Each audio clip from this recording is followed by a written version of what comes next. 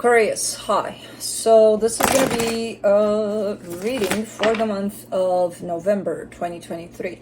And I'll do the reading for you and then I'll close it off with a oracle card. And these are general readings, so they may not resonate for all of you. If they do, there is an extended. At the end of the video, you can check out the link for that in the description box below if you want. Let's see, Aquarius.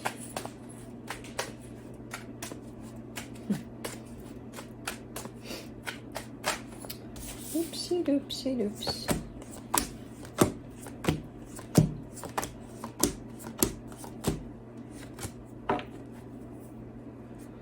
All right, the overall energy for the reading, the Fool. Great energy, great initiative. You're kind of feeling good about something here from what I can see, but there's something about this energy. Well, because of this card right here. Starting off the reading, you get the Ace of Pentacles crossed by the King of Swords. Yeah, you're kind of looking like you're stepping into a brand new beginning. Within a particular partnership here in your focus, there's the Three of Pentacles, so you're very secure within yourself. You're feeling good about it. You know, in the recent past, the Three of Wands, there was a little bit of waiting involved, a little bit of stagnation maybe. And now I feel like things are maybe wanting to start to move along. In your strength there, the Hermit. Again, energies look pretty good as far as this situation is concerned, as far as you're concerned in regards to this situation. In the immediate future, the Ace of Wands, there's the action, there's the movement. That's the concern here for me. The supportive energy, the Five of Swords. There's a little bit of deception at play here. I can't see it yet, but it's somewhere here. The energy that surrounds you, and you may not be aware of it, the Magician, it's kind of like one of your own manifestations is playing out at this point. It feels like you've been manifesting something for quite a while, and you may not be aware, but this, whatever is going on here, is part of this manifestation. In your hopes and fears, the Nine of Cups, this is emotional fulfillment. Everything looks good again. In the potential outcome, the King of Wands. Yeah, passionate energy. Things look good. Let's see. Do they? Let's clarify. Because that Five of Swords there is sticking out like a something. In the something. So let's see here. The Fool. You get the Temperance card, the Justice card, the Seven of Cups. There's a lot of patience involved in this process. There's like you're looking like you're coming from a period of time that's just flat, like nothing, and then it's like, okay, chop chop, we got to do this, we got to do that, we got to do, you know, I don't know, but it felt right, you know, the little bit of pause, or you know, the calm before the storm felt quite good here. Let's do the Ace of Pentacles. I hate it when they sit on my foot and then my foot gets really, really warm, and then they shift positions. And it's like, man, it's cold now. It's not as warm as it used to be when you were sitting on it. That's blue under the table playing with something. For the Ace of Pentacles, you get the Wheel of Fortune, the Three of Swords, the King of Swords. Yeah, you're definitely you're stepping into action here. You know? But it almost feels like one of those, you know, it's time. It's time for me to get this party started kind of a thing, you know? Let me see the King of Swords. It's almost like something's poking you and you're like, oh, okay, let's go. Coming from a period of time of possible numbness here from what it looks like, but again, not necessarily in a bad way. Maybe the situation did need a pause. For the King of Swords, you get the King of Cups, the Four of Wands, the Sun. Yeah. You're making it happen. Or that's what you think, at least. You know, that's your perception. You're coming from a place of balance between the mind and the heart, and you're trying to get a particular situation, you know, on the course of happiness here, by the looks of it. Looks really nice. Let me see the Three of Pentacles in your focus. The Five of Swords, the Eight of Swords, the Strength card. That's where the deception is. The deception is, because this energy is very nice that you carry individually. It's very nice. It's like, go for it. But when another energy comes into play, do you feel the need to take control over that too? In terms of, okay, you can take control here of your own path, your own whatever desires you have, whatever. But when another energy comes in, how does that work? You know? Because it almost feels like with so much energy individually that you carry, if there were to be another energy that's attaching to you at this point, you would probably have the tendency to be like, follow me. I got it. I know where to go. I know what to do. Because that becomes control. And it's a no-go. That's why it's showing up as being deceptive. You can hold that for your own. This energy right here, great. But when another shows up, like, where are you meeting them in the middle? Or are you? Because if you're not, then it can get very complicated very fast. You know? It can be like, what the fuck? Why isn't this not working? Like, I thought I had it going on. You do. But, like, there's another involved now. Let's do the Hermit. In your strength, the Devil, the Seven of Swords, the Tower. Ooh. Ooh. So you got some sort of a habit here, some sort of a pattern that is tied up closely to control. And you don't even realize you have... a little part of you does realize because you're running away from it. The minute it shows up, you're like, uh-oh, danger, let's look the other way. Let's pretend it's not here. You know, if you didn't know it wasn't there, you wouldn't have to pretend it's not there. So you are aware to some extent that this pattern of possibly trying to take charge, trying to take control. Like, I know better. I got this. I'm good. Follow me. I'll lead you to safety. Huh? You know? Because the healing over that, the energy of healing over that aspect is definitely here. And then I see you being like, oops. Uh-oh, it's here. Okay. Let's find something to do very fast. You know? Something else. And you keep on avoiding this issue. You keep on not facing this. You know, not facing the you that does that. I mean, we all have the tendency to take charge like that. But it's a matter of, okay, but what are you doing about it, you know? For the Ace of Wands, you get the Death card, the King of Wands, the Page of Cups. Ooh, you're flipping the page here. Definitely a different approach. No more from that place of "Arrgh, passion, I know what it's about. I feel passionate about this, so everybody come and join my goals so that I'm satisfied about it." You're definitely flipping the page. You're still coming from a place of passion, but with the energy of love rather than "Arrgh." Let's bring that fire on. Softer energy. Okay, so something's changing here. Something's flipping over. Cool, let me see the Five of Swords in the supportive energies. Six of Cups, Four of Swords, Knight of Wands. And this could be someone very close to you. I don't see it as romantic necessarily, even though it could be. But I see it more like brother, sister kind of an energy. Or very close friend.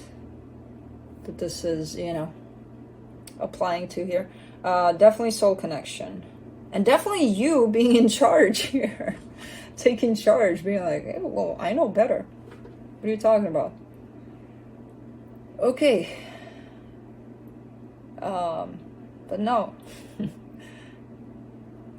It's funny because it's one of those energies that you would do without even realizing that, you know, to some extent it could be damaging. To you, it's like it's a norm. That's what I do. Okay. But like, you can't tell me that this kind of attitude of I'll take charge now when others are involved hasn't brought you any kind of issues at all in this lifetime. Because if you look back now, you'll probably be like, well, maybe that one time, yeah. So slowly but surely you'll get to all the times, but interesting. One very small part of you acknowledges this because it's trying to run away from healing this aspect. the bigger part of you is like, what are you talking about? That's who I am. That's what I do. It's my gig. I take charge. Okay. For the Magician in the hidden energies, you get the Two of Pentacles, the Ten of Wands, the Nine of Cups. Okay. You are, that's the thing.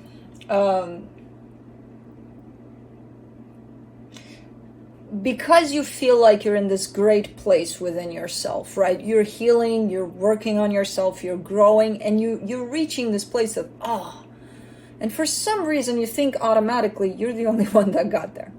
You're like, it's just me, I'll show everybody the way. It's kind of like an automatic kind of a flip that happens when you think you're there, and it's like from a good place, trying to guide everybody in that way. But not realizing the way that's translating in the real world out here that we experience,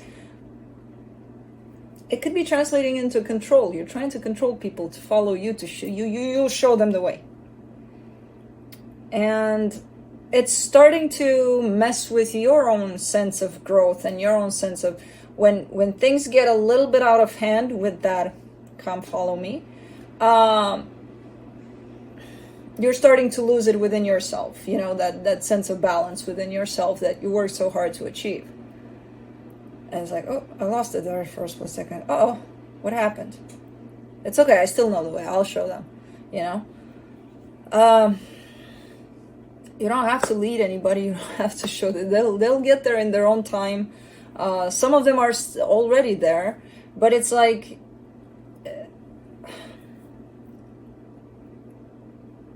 I don't think you are fully aware that this kind of is a form of control, you know, trying to control situations, people, to you know, again, because you're coming from this other part of, no, I mean, well, I saw the light, I'm trying to show them the light, you know, things like that.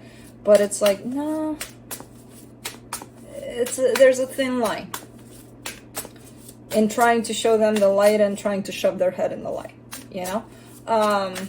So, I don't know. It's a little bit of a funny situation, because on one hand I see you, where you're coming from, and on the other I see how it's interpreted, and it's like,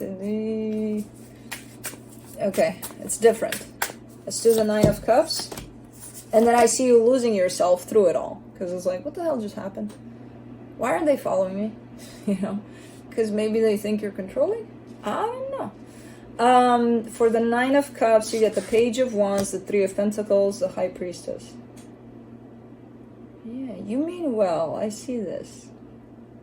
You're definitely taking it a notch down in terms of, okay, you know, I'll suggest that maybe I know where that goddamn light is, and then let's see what happens. Let's see if they hear me out.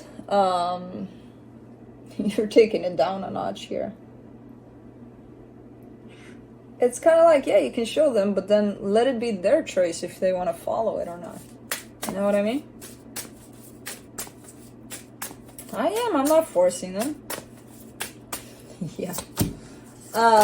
For the King of Wands in the potential outcome, you get the Magician, the Lovers, the Fool. That's a beautiful energy. That's a beautiful energy. When you finally get back into your own sense of centeredness and start accepting that, okay, there's another energy here attached. I can't just do it my way, you know.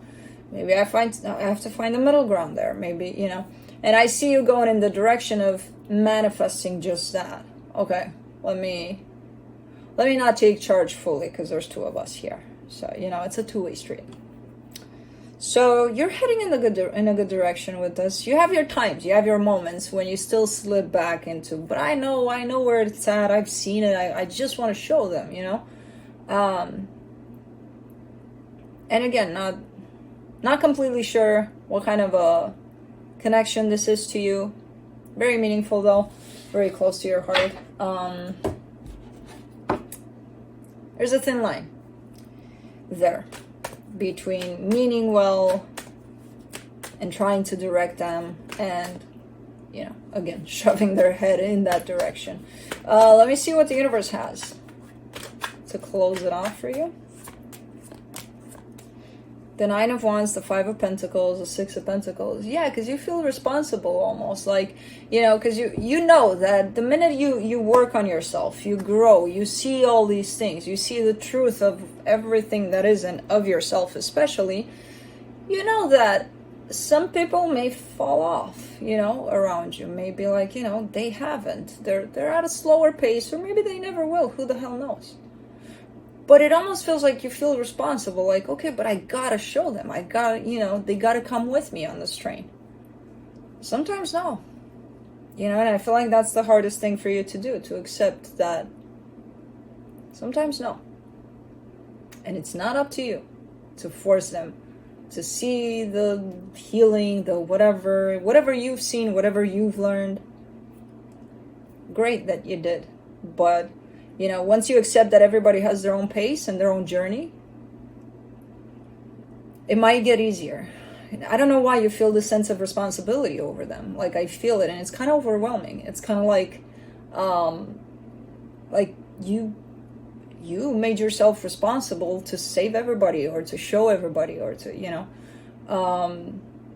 yeah, you can show. You can't save. Nobody can save anybody. We can only save ourselves, But you can show. And if they choose to see it, then that's their choice, There's also the acceptance of you don't have to drag them along, So it kind of feels like maybe you're going through something in terms of maybe figuring out that once you grow, or somebody next to you grows, maybe there's a shift in frequencies, and then things don't match anymore, and some things fall off, some people fall off, some situations fall off. It's kind of normal. But I feel like you may be going through one right now, that this is showing up for you. So let's see the Psychic Tarot for the heart. Oh, this one.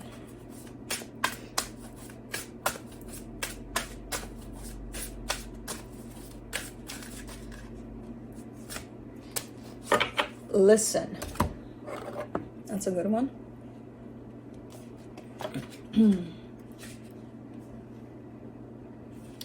Number 33. Wow, that opened right to it. Keywords: see, hear, sense, quiet, intuition, knowing. Take a moment to quiet your mental chatter and listen. In relationships, it's important to pay attention to what the other person is really saying. Too often in conversations, you're already planning what you're going to say while the other person is still talking. You make assumptions about where the conversation is going and plan your part of the conversation accordingly, even working the conversation to a desired outcome. Control. When this happens, you don't truly hear what the other person said, and in doing so, you weren't present for that person. Listening starts with becoming quiet, centered, and totally present. Listening involves many senses. Use your eyes to see the body language of the other person. Use your ears to hear not only the words spoken, but also the tone used to express them.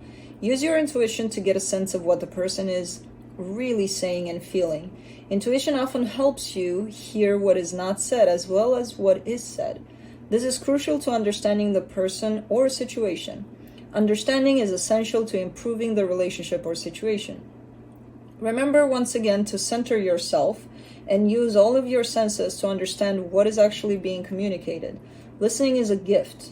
Give this gift to your partner, parents, children, friends, co-workers, pets, and anyone you meet. Most important, give this gift to yourself. Tune into your mind, body, and soul. Are you listening? What do you hear? Affirmation: I honor myself by being present, and I truly listening to the message I hear. Quite a big one. Listen. So, that's what I have for you. Hope this helped, and I'll see you next time.